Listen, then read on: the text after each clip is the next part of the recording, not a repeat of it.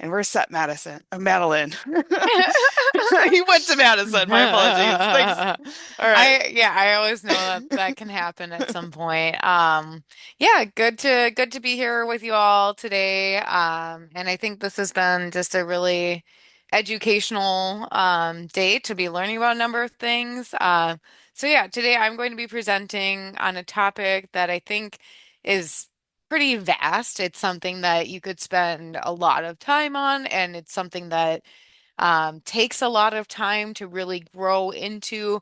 And it's something that can be a little bit uncomfortable for folks to work through. So, yeah, we'll get started here talking a little bit about creating systems to mitigate on-farm conflict. Um, I just wanted to give a shout out to another training for those who are looking to kind of dive deeper into these topics, not just conflict management, but understanding more about leadership and just so much to do with farm labor. UW-Madison offers a course called Becoming the Employer of Choice. I took this past year, and some of the things that I'll be talking about today are pulled from that course or have been adopted from that course. So I highly recommend it if this is something that you're interested in, or if you have somebody who's a farm manager on your farm that you would like to get trained in a little bit more with some of these topics. It's a cohort, and it's really allows for a lot of time, more discussion based and all of that. So while we're not going to really be interacting as much, I do want to kind of put this out here that this is an ongoing, open discussion, a time for reflection and honesty with ourselves, our needs, and our experiences. And I just want to put it out there too that, what we idealize for our leadership and for how we want to manage conflict and how that manifests in reality based on different situations can change, and that's okay. So we'll start with this quick time to pause, where I'm going to ask you all to think of somebody in your life who you might have had a situation with where you feel a little bit unsettled. And just think, you don't have to write anything into the chat, but think about what words you might use to describe that person or the situation itself. So we'll pause here for just a moment. And then after you've had time to think about this now for about 30 seconds, I'm going to throw this up here too. Now put yourself maybe into that other person's shoes and think about maybe some words that they might use to describe you, keep it light, I guess, or just yeah, how they might feel about the situation.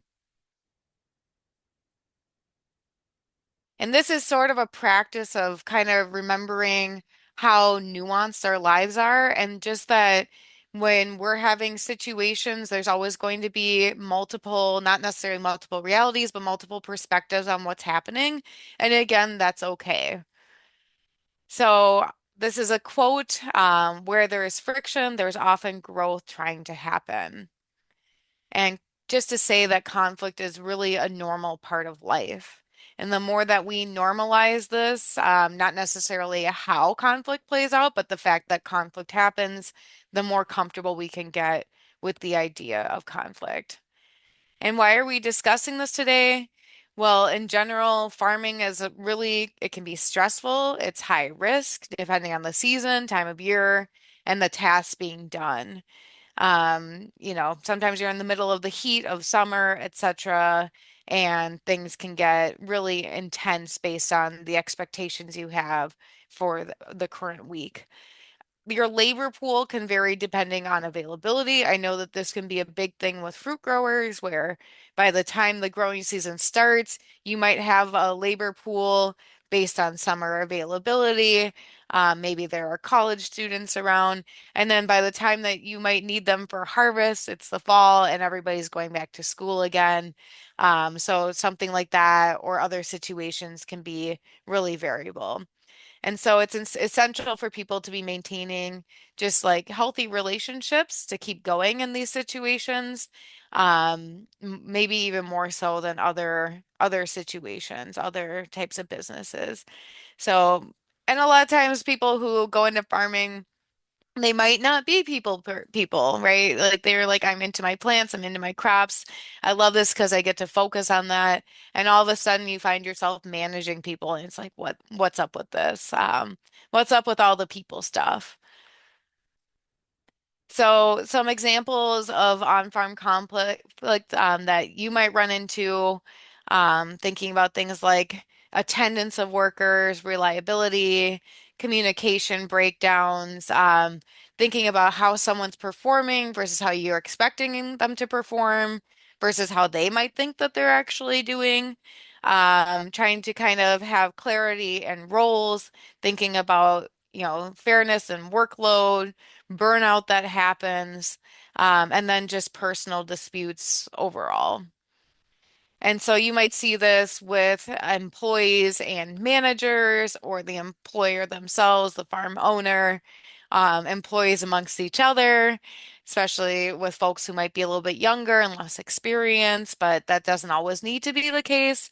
Thinking about managers with other managers or farm owners. Long-term partnerships can have conflict that shows up in different ways.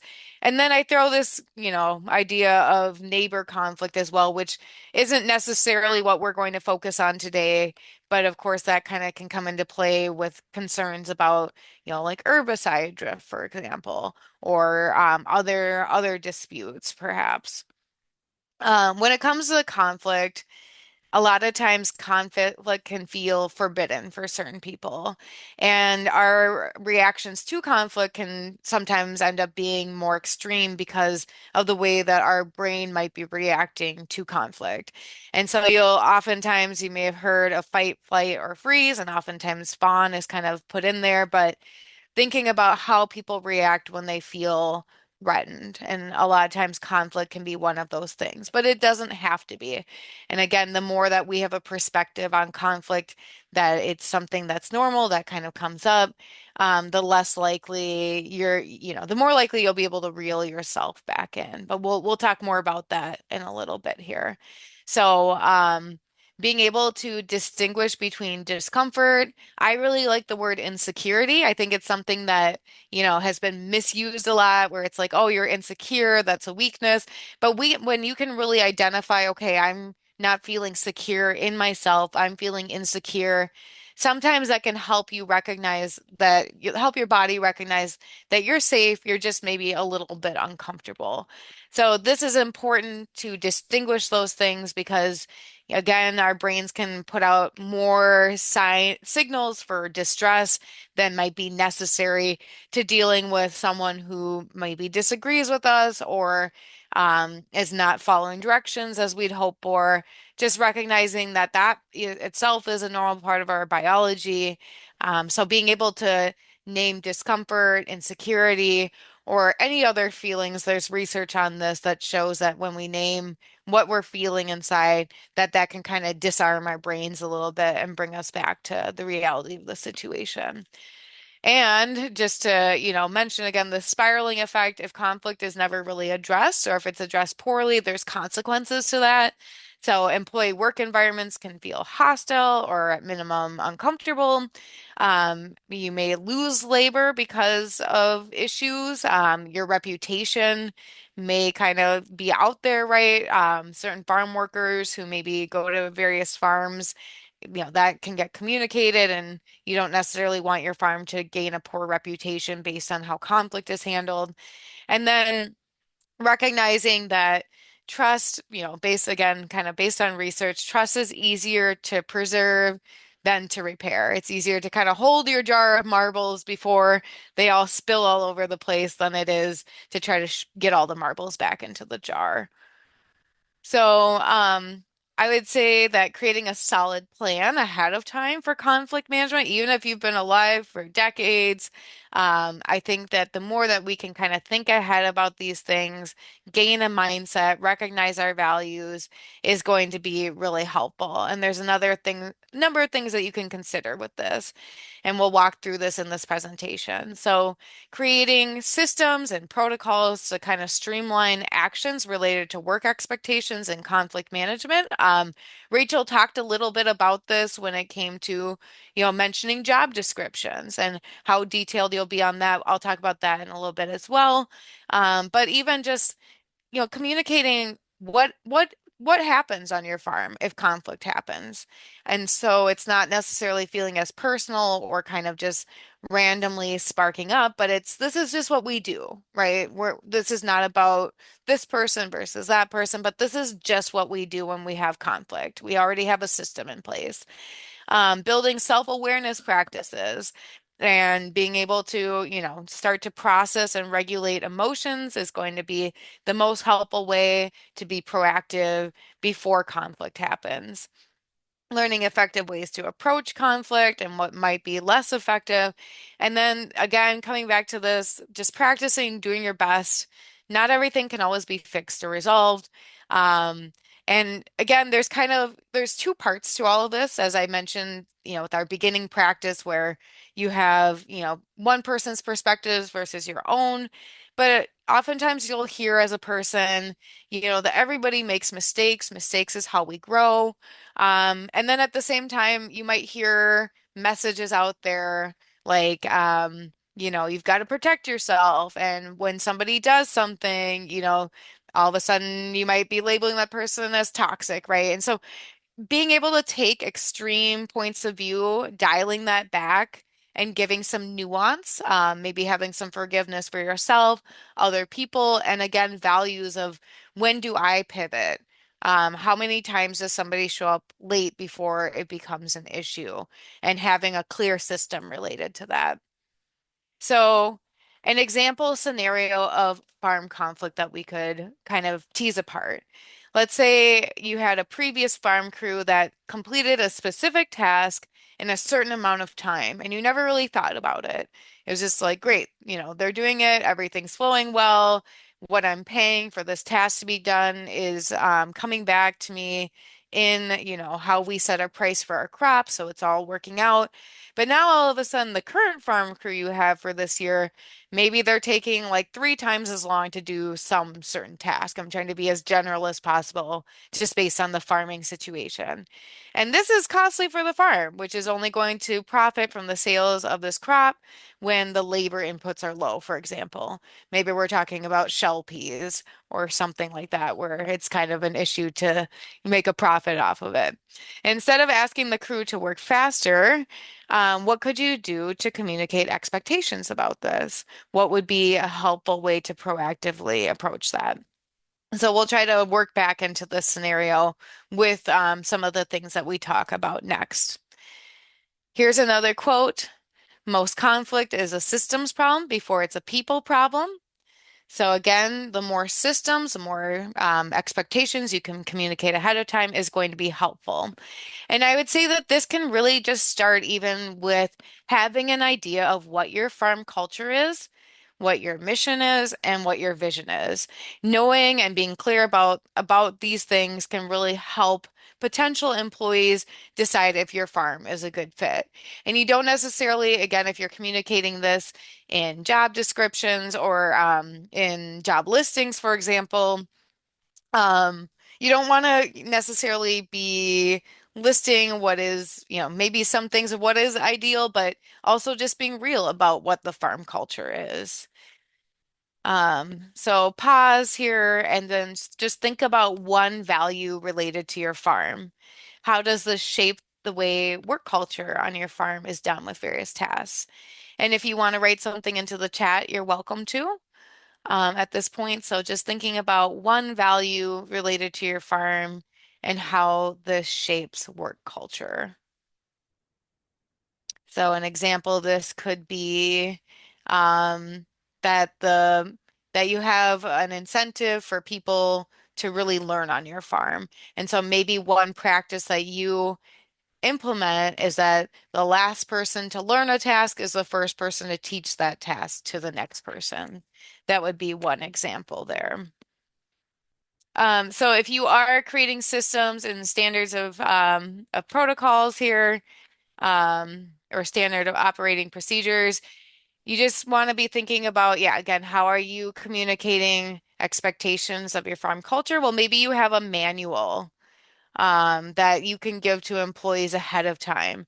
And this sets up, a little bit more for them to onboard and learn about farm culture, reference it later in the season after they've gotten exhausted and they need something to reference. Again, creating protocols or SOPs for common farm tasks, how to harvest this, how to bag this, things like that. I'll show an example of this in a moment. And then clear ways to communicate and give feedback. And this is for managers and farm owners as well as workers. And as a manager and owner, you really want to be clear about when feedback is welcome, how to give feedback. Because if you're not actually interested in getting feedback, you're not willing to change something or both, then that can be sometimes problematic. So you'll want to take steps that to really know how you're going to identify conflict and how conflict is addressed. And I already sort of talked about this, but the clearer of maybe a protocol that you can create about how to deal with conflict when it happens can kind of help depersonalize the process a little bit. And I know I've heard from several farmers in the past 2 months that sometimes one of their approaches will be to say that something needs to be done for the farm, not necessarily for the owner themselves. So again, it's like we're all here together to try to make the farm work. How do we do this best? So communicating expectations along the way. Again, Rachel touched base on this a little bit earlier in the morning, but there's so many different parts even before someone is employed to start to relay what expectations are. You have your job listing, your job description, how you're talking to somebody during an interview, the way you choose to onboard that person, the way you deliver work instructions and invite feedback from that, and then how you do reviews and check-ins. Are you waiting until someone does something wrong to say something to them? Are you doing positive reinforcement and letting them know what's being done right? And so by the time that you get to, needing to talk about conflict, they've already know all these things that they've done right. Um, and we'll talk a little bit more about, the idea of like the compliment sandwich, which is where you're saying something nice and then giving feedback or criticism and then giving something nice at the end.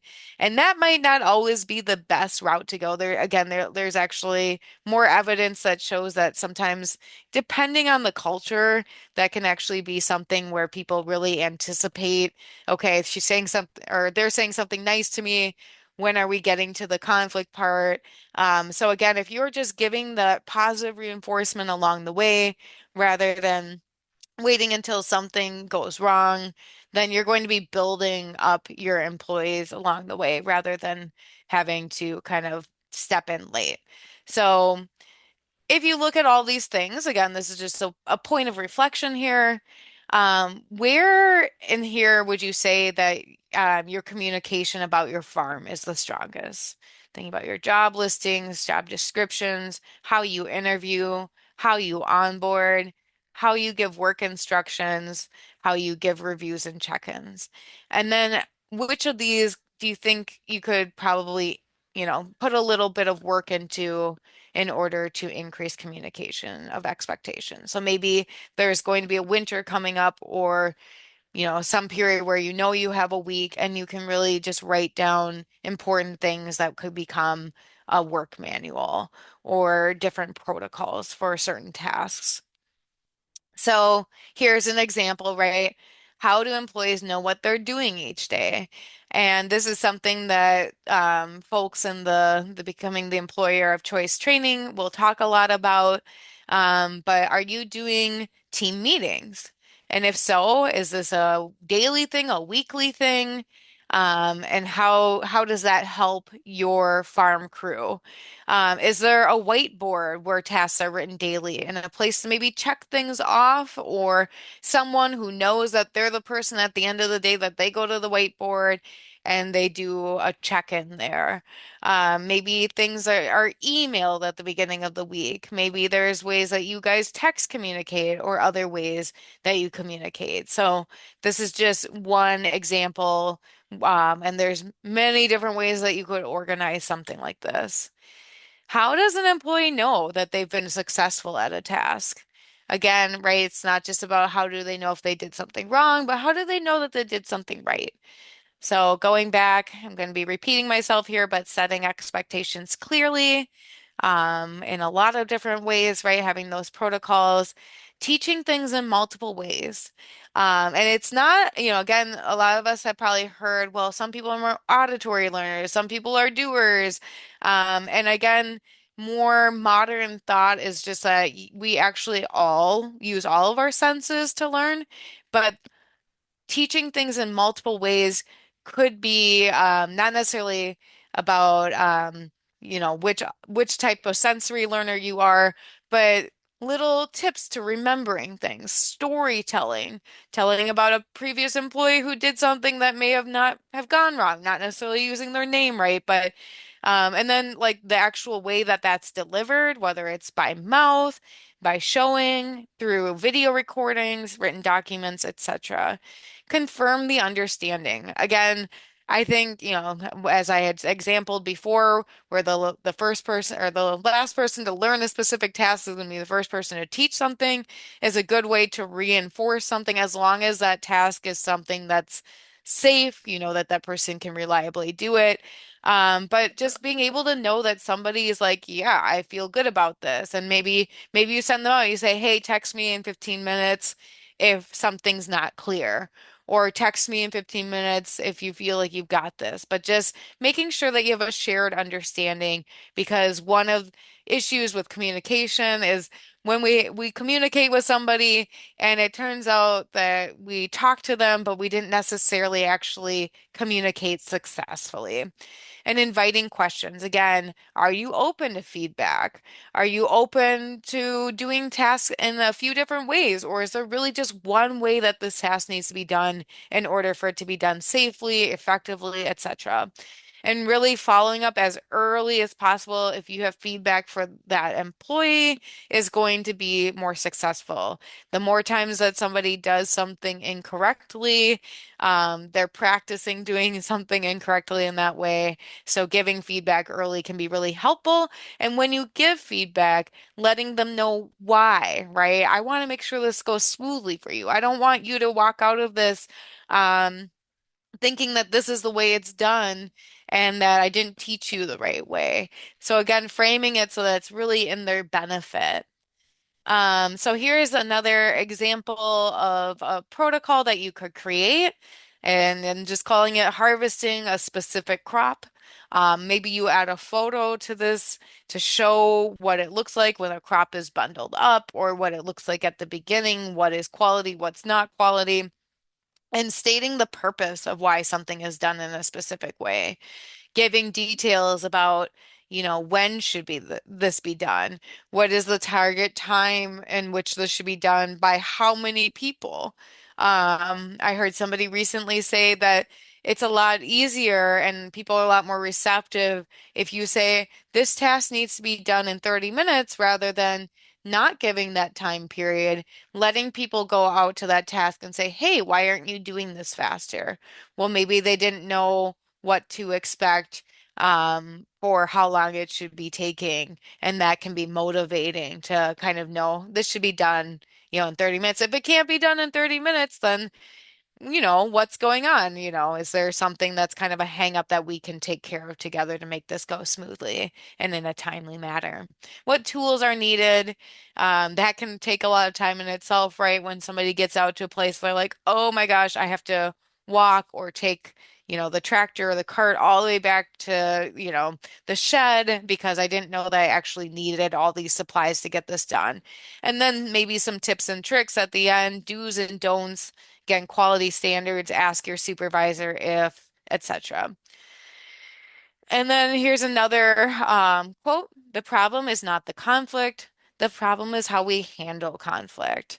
So again, again, pointing out too that even if you're comfortable with handling conflict, that doesn't mean that another person is. So being sensitive that we all have, basically these alarm systems inside of us, and that we need to be kind of aware that we're not always all on the same page. So even with good systems in place, conflict will still happen. Why? There's a number of reasons that conflict happens. Sometimes this happens because we assume similarities between, oh, this person, I've been doing this for years, right? So this person must totally understand that. Of course they do it this way. They butter their toast on the top, not on the bottom, right? Like who would do that, right? But in actuality, we have a lot of different interpretations. So I'm calling that the telephone effect, misreading nonverbal cues. Again, we all give off nonverbal cues. Are we smiling? Are we frowning? Are we being a little bit more distant? Are our shoulders raising? But you don't want to just make assumptions based on how someone is looking because we'll get into that, but we're all different. We come from different cultures. And then I'm putting up this, we'll dive in a little bit to talking about nonviolent communication, but being stuck in the jackal or the judgmental mindset. And as I'll mention in a moment here, we all judge, right? And so that's the point is not to get rid of judgments, but to kind of like be aware of them and to interact with them in a way that's healthy. And overall, as I'd already mentioned, farming is a high stress situation. So, what assumptions are you making, getting to this first point of the telephone effect, when giving instructions? Not everybody interprets instructions the same way, especially when they've learned a task before under different guidance. So, this can be, definitely a thing, right? You have somebody with 5 years experience at a different farm. Now they come over here and you have a different way to do things. And so that might become a point of conflict where okay, well, I always did it this way on my farm. Why are we doing it this way? And I guess it's got cut off a little bit, but basically the point in the next bullet here is that people learn differently. And we already kind of went through that a little bit.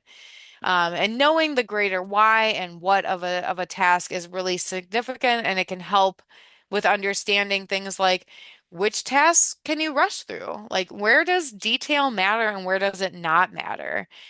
Maybe, and this can be, oftentimes people who do a lot of good attention to detail, that's very honorable. They do things well. But maybe there's certain tasks where it's like, oh, that's actually way too much time to be spent on that. We actually need to go a little faster. And so paying less attention to detail is actually important. Why does this task matter? Why does it, every task matters, but why is it more or less important? And I already mentioned this, but misreading nonverbal cues, our body language can send us cues that aren't necessarily accurate. The context matters, right? So body language can reflect perhaps fatigue, pain, cultural norms, or stress, right? There's some cultures where smiling is like really just welcomed and accepted. In other cultures, smiling or eye contact might be less common or not acceptable. And then there's this concept of the observer bias, where we oftentimes project based on our past experiences. And this is something that can happen in a split second. We may have had interactions in the past where our brains are quickly telling us something is not safe because somebody's giving us a certain nonverbal cue. And it's really important for us to check in before making those assumptions. And so part of that whole idea of self-awareness is recognizing those fast things that kind of get us activated. And those can be great signs to tell us to pause, slow down, and take some time before approaching something. So, as well as, assuming good intentions, right? So just coming from a standpoint where, again, people are, not necessarily that threatful, something that might seem threatful. Don't assume that it is. Take some time with yourself. And then I put this point in here about greenlining being upset, right? It's not wrong to be upset. We all get to points where we're feeling upset, and we don't necessarily need to fix someone just because they're upset with something going on. We can check in with them if we choose to do that. But, sometimes we can just hold that boundary of being okay with someone being where they are right now and allowing them to be with their own feelings. Calling in versus calling out, right? Trying to really check in with someone versus trying to put them on a stage with what they're going through. checking in. How is this working for you? Is there something that could be changed? Are you feeling like you need a break? Checking in ways that are really open and not making assumptions. So being stuck in the jackal judgment mindset will take a little bit of a detour here, mentioning nonviolent communication, which is a practice that goes back to the 1960s. So even if you've heard it more recently, this is not anything that is new. But there's these two archetypes that are oftentimes discussed in nonviolent communication, which the goals of nonviolent communication are effective communication without creating much activation, not using a lot of blame in order to solve conflict. So I'll say NVC, which is the acronym, there's these two archetypes of the jackal and the giraffe. And so I'm saying here that jackals judge while giraffes observe. So both of these archetypes live within us. And the jackal, we'll go into the jackal a little bit here and the giraffe. But with the jackal and our judgments, again, they can be indicators that help us explore underlying feelings. So the point again is not to get rid of our judgments. We all judge. Sometimes you'll hear people say, don't judge. And it's like, well, or don't assume. And it's like, well, we do judge and we do assume, but we can check in with those parts of ourselves to tease them apart so we don't just blindly act on those things. So we're not always right. We're not always seeing things clearly, and it's really humbling to acknowledge that. Being quick to act on judgments without fully evaluating a situation can lead to poor conflict management. And there are consequences to that, as we mentioned earlier. So this is a quote from Violence Prevention Education Service. And they're saying that at an early age, most of us were taught to speak and think like the jackal in a way that classifies people in a varying shades of good and bad, right and wrong. So kind of these very distinct black and white kind of views. So the jackal is going to be reacting based on feelings. And as we know, right, oftentimes the more extreme that we are with things that are right and wrong, hold on just a moment here.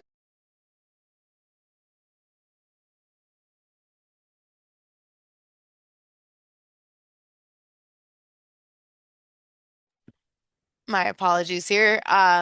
So the jackal is going to be reacting based on feelings. And what I was saying is that as you know, oftentimes as we get older and maybe we interact with people who are different than us, or we've been in, all various amounts of situations, we know that there's more of a spectrum of people, there's a spectrum of experiences rather than things just being black and white. So again, just kind of getting back to that concept there. So there's the four Ds of the jackal, where the jackal archetype might be described as deserving, right? Trying to really figure out who's right and who's wrong, getting those classifications in there, diagnosing, so making moralistic judgments, criticizing, having assumptions and acting on assumptions, denying choice, blaming, using languages that close doors, evaluative words, which I'll mention in a moment here, and then demanding, acting like there's one right way rather than, being open to finding a way that really works for everybody. So ways to kind of to keep that judgment part in check. Notice your judgments and check in with your biases.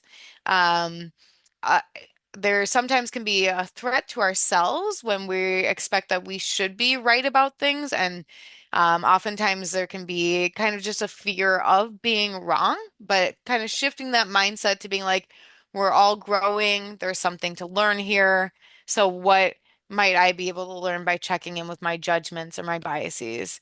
What's the question behind the complaint is another thing that's kind of come up recently with farmer groups that I've been around. And I think that's a really great thing to kind of work with, right? Let's take something that is a problem. Maybe it's got a lot of like heated words attached to it. And let's figure out how we can frame that as a question that we can all approach together with problem solving.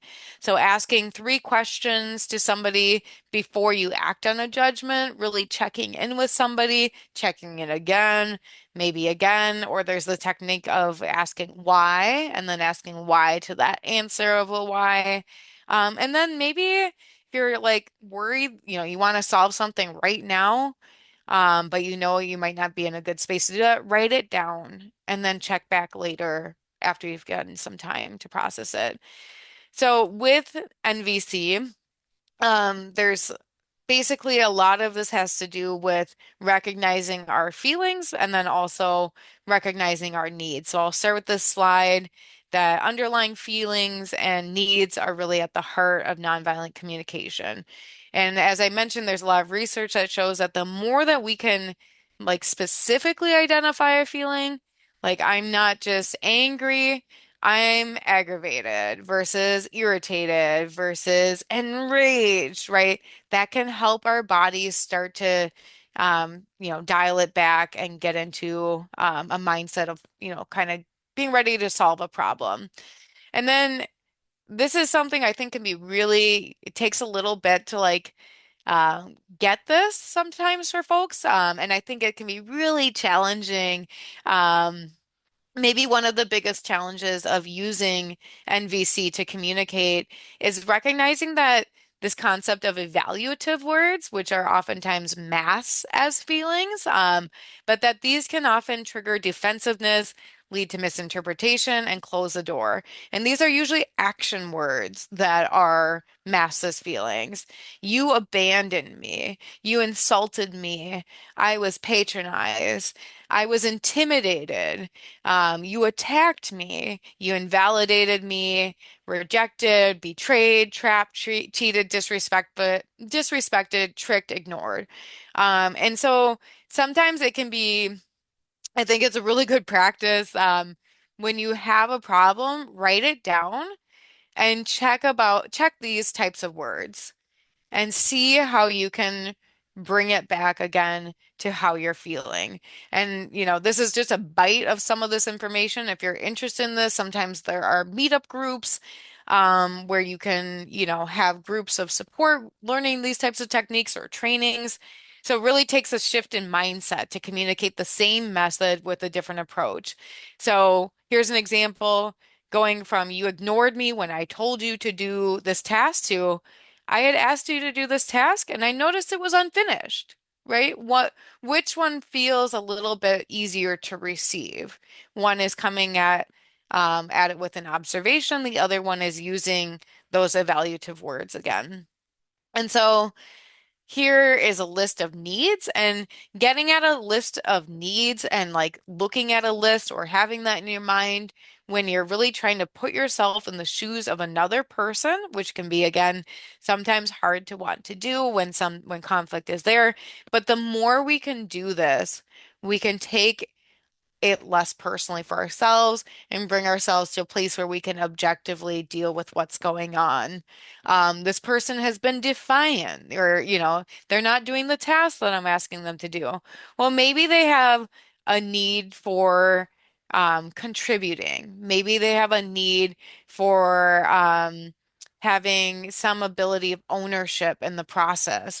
And maybe that's getting left out. And maybe, that's a place where you check in. Is there something that we can do to help you personalize this and still stay within the expectations, but it gives you a little bit more autonomy in order to do that? So recognizing your own needs, again, for people who have issues with conflict avoidance, you might have a strong need for harmony, right? But by avoiding conflict, you're actually going against your own need because instead of that being solved, it's just kind of being masked or bandaged over.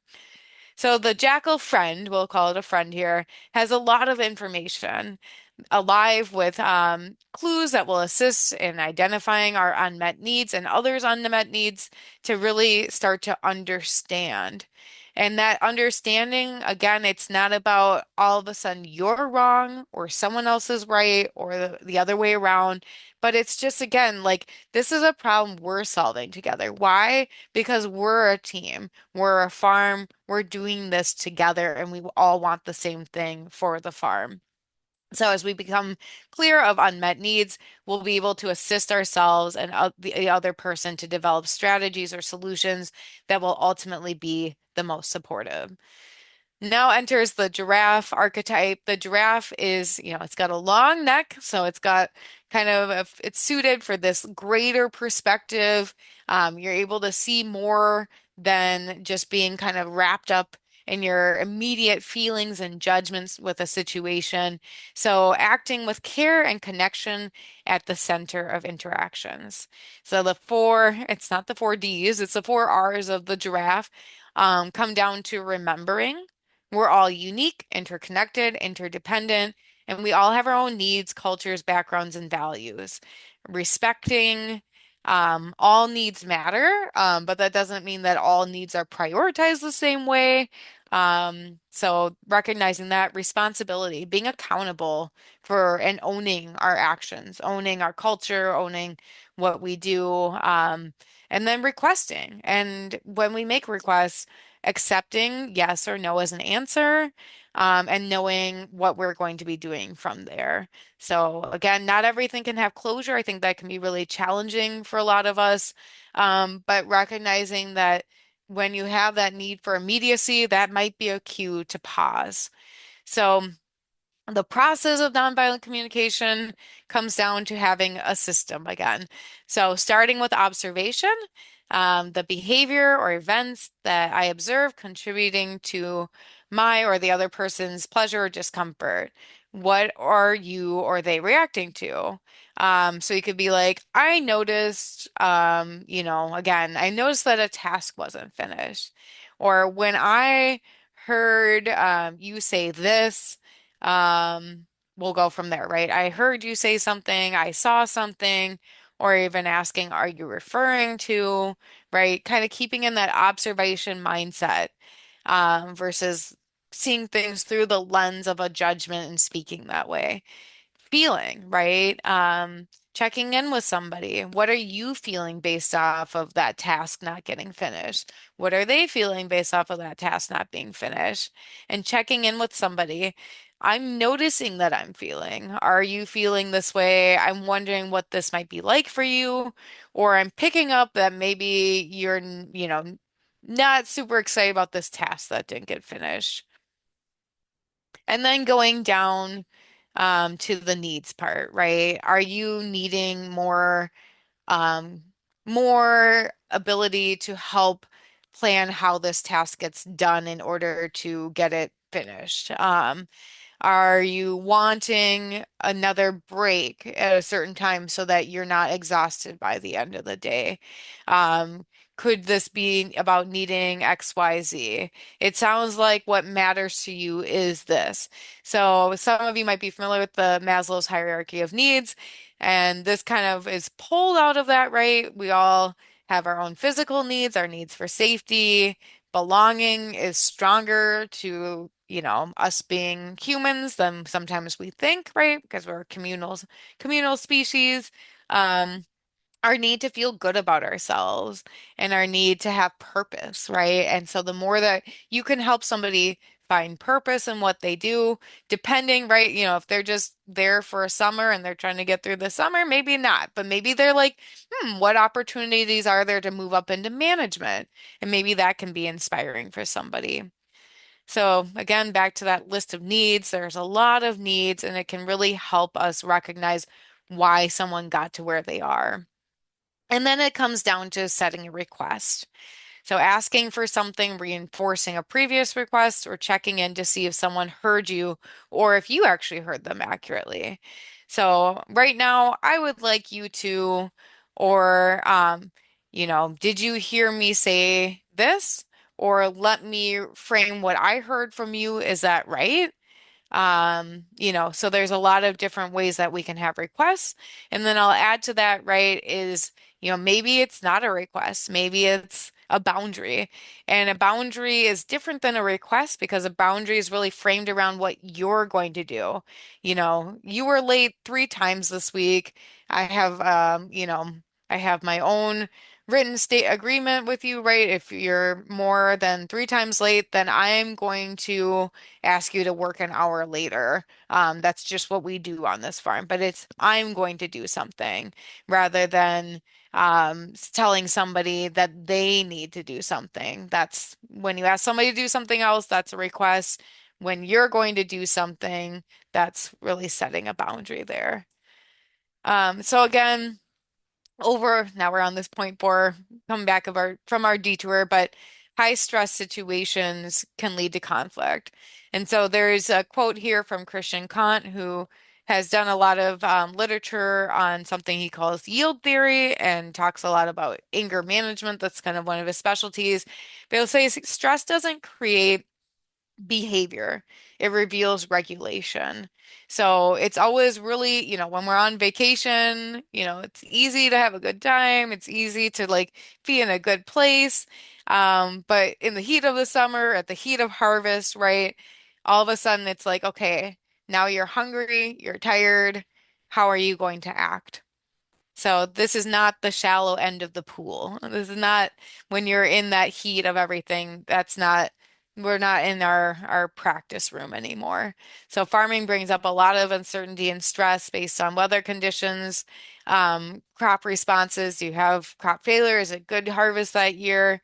Demands from the market, labor availability.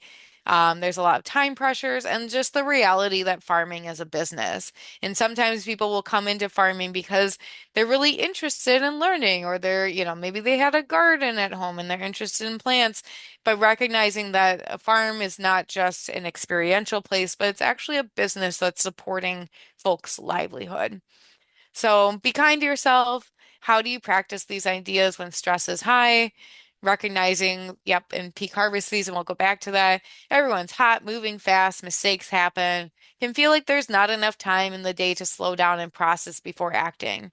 But keep in mind that, if you're not slowing down or taking time to cool off, pushing forward by being activated, having those high judgments, those high emotions can cause a setback taking more time, kind of like when you're trying to rush a wheelbarrow and you accidentally tip it all over because you're rushing it. Well, now you have to put everything back in the wheelbarrow and keep going.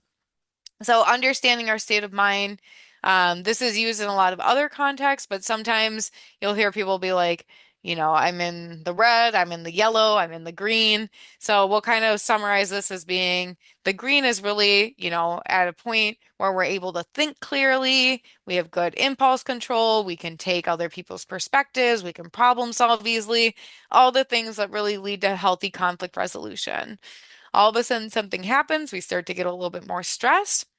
And we're still able to think, but those stress hormones are kind of rising, which can lead to lower patience, a feeling of urgency, a need to act on something right now. So again, once those indicators start to come up, that's going to be the best place to realize where you're at and whether you need to take a moment to take a break before moving forward. Once you're in the red, I kind of look at this as like, okay, like if you're trying to recognize that you're dreaming when you've already started dreaming, kind of wanting to, lucid dream or whatnot, it's really difficult. So once we're really pushed over the limit, this is oftentimes where we might make mistakes, say things we didn't want to say, act in ways we didn't want to act. We're really going into survival mode, back to that fight, flight, freeze, or fawn, and we're trying to protect ourselves. So keeping, being able to act in the yellow or the green is where you want to be. And then the only ways, in some regards, that you can get yourself back out of the red and be more conscious of when you're in the red is by practicing a lot of these things when you're not there. So the more you can practice self-awareness, the more you might have an aha moment. I need to go splash some cold water on my face, etc. So tips for self-regulation during communication. Um, Another quote here, feeling anger doesn't make you a bad person, but what you do next is what matters. All feelings, matter, right? But and all feelings are okay, but how we act on those feelings is what's going to be um kind of, okay or not okay. So the three pillars of mindful communication. So start with presence, come from a place of curiosity, and really focus on what matters. So owning it with I statements and yield theory. Yield theory is really, again, getting back to this concept that if someone else is in the red, they're probably not in a good place to talk about things. So how can you get into somebody else's lane, which is going to be using empathy and understanding to help them get back into a good place where they can reason, and then they might be able to get into your lane. But calling to somebody while they're speeding in their own lane or getting mad might just, cause them to speed up and they may never get over to your lane to a place of understanding. So again, fatigue and pressure can impair self-control. Recognizing this by checking in with yourself, so interoceptive awareness, knowing what's going on inside your body, how you are interacting with outside your body is going to be helpful. Asking yourself, like, when did you last eat? When did you last use the bathroom? Did you take a water break? When did you last get a good night's sleep? Those types of questions can help you recognize if you're kind of teetering off the edge. Um, and then delaying acting until you feel ready to regulate yourself. Work smarter, not harder. We all know this with physical tasks, but it's similar with our social interactions. And then finding techniques that work for you when you might be going from yellow to red. And there's so many different things to be saying about that, right? Like somebody, you might notice, oh, my shoulder's always raised when I'm starting to get stressed. That's a sign that I need to probably not address this right now. So additionally, it's important to recognize that you may feel more threatened as well when the conflict is about something that's more close to your heart, relates to safety. I'm putting examples here, like something that's benign or easy to deal with is going to be like, I don't like your favorite piece type of pizza. Okay, you don't like pineapple pizza. I can probably handle that. But some things like, hey, like I am going to apply these pesticides when somebody's in the crew working in the neighboring field. Well, that's not okay. And I know it's not okay with these people. It puts risk to them, right? So the more that safety is involved or your own identity is involved, the more likely you're going to get activated with these things. So just remember to do positive reinforcements again, just like you would with any worker, with yourself. Um, Maybe you have a conflict and you decide to pause and you decide to take a break before answering. Celebrate that because that's going to help you make this a regular practice for yourself. And then here again, this is a little nuance here, but you don't need to win the moment. You need to keep the relationship. And maybe you don't need to keep the relationship, but you want to break that relationship in a way that's healthy, respectful, and maintains just goodwill with everybody around. So in that way, how do we stay connected through conflict? So the question, what is the difference between fawning to keep the peace, and approaches that aim to preserve relationships while also handling conflict? Fawning is just going to be people pleasing, it's immediate reaction versus actually trying to care for a person while handling conflict. So when something unsettling happens, check in with yourself about how severe that matter is. How upset are you? Again, taking time to process it, and then trying to relate to that person, their needs, and what may have been going through their mind when they were in a certain situation can really help deactivate yourself. There's this whole kind of field of conversational receptiveness. So again, if you're approaching somebody and you're using extreme words like you always do this, right? That might be more threatening than saying, well, sometimes I've noticed this or I've noticed this, on XYZ days. Emphasizing agreement, right? We both want this task to get done well. But I'm noticing it's taking longer for you. Let's explore why that might be going on. Acknowledge. So restate their position, requests, and observations to make sure you guys are on the same page. And then reframing the message to positive, right? Instead of being like, I don't like it when this task gets done this way. Being like, I really think this works well when the task is done this way. Because again, there's that whole thing, right? If you're telling a kid who's carrying a big, expensive, fragile vase across the room and you say, don't drop that vase, don't drop that vase, we kind of hear drop the vase over and over again, making it a little bit more likely in some ways for us to drop the vase. So being constructive, saying what you want to have happen can be really helpful. And this isn't about language policing. This is just about knowing what works best, what you think would be working well for you, how you would want someone to talk to you, and just recognizing kind of our needs and how we're biologically wired. So, bringing this up here because I've heard this a few times recently, and I had mentioned this earlier in the talk, but what about that compliment sandwich? The compliment sandwich starts with something positive. We've really appreciated your hard work with this, but this task isn't being done right. And then finishing it with, but you're a great employee, right? And sometimes that works well, but again, it's not going to work for everybody because sometimes it can be a little muddling for having positives and criticism wired together. Sometimes it can feel manipulative. Did someone just put that positive thing there because they didn't want me to feel threatened? And yeah, it can really just blur the correction with the compliment. So what might work better? Instead, as we mentioned earlier, is just giving praise regularly when good actions are noticed, being present, clear, and then giving reasons when communicating a correction. And here is an example again. I want to talk about today's harvest so we can make tomorrow go smoother, right? We both want that. This will really benefit how our farm is operating, making it about the bigger picture. And we'll just quickly run through this. I'm almost done here, but there are different ways of managing conflict and things to think about, and these are not right or wrong, right? But they might work in some scenarios and not work so well in other scenarios, right? So competing is one style, so means that, I'm going to win, you're going to be wrong, you're going to lose in this situation. Avoiding, you're just going to avoid conflict altogether. Well, we both lose because nobody's really getting what they need out of that situation. The person is still doing something inefficiently, and I'm still not happy that they're doing something inefficiently, for example. Accommodating is just being when you come up with conflict, right? Again, that'd be a little bit more in that fawning category where you're not actually meeting your own needs, you're only meeting the needs of somebody else. Collaborating, we both get to win, but maybe we're going to figure out something that works for both of us.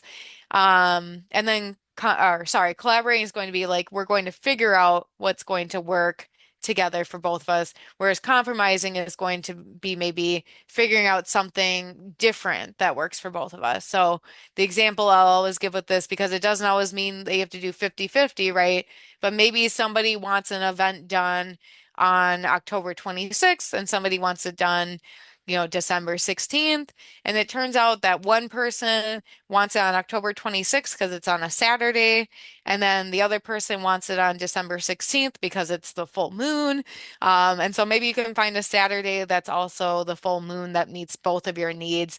And it's still a compromise, right? Because we're both not necessarily getting what we initially came in for, but it's not saying, okay, you have to lose and I have to lose. We're both still winning.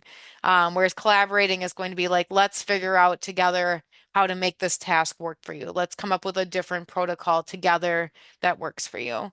So when does each of these work? Which of these seems most naturally for you right now? How do you normally approach it? And then what do you idealize doing on your farm? What would you ideally want to do? And it's okay to recognize that the way that you're doing things right now isn't always ideal. I think that's realistic.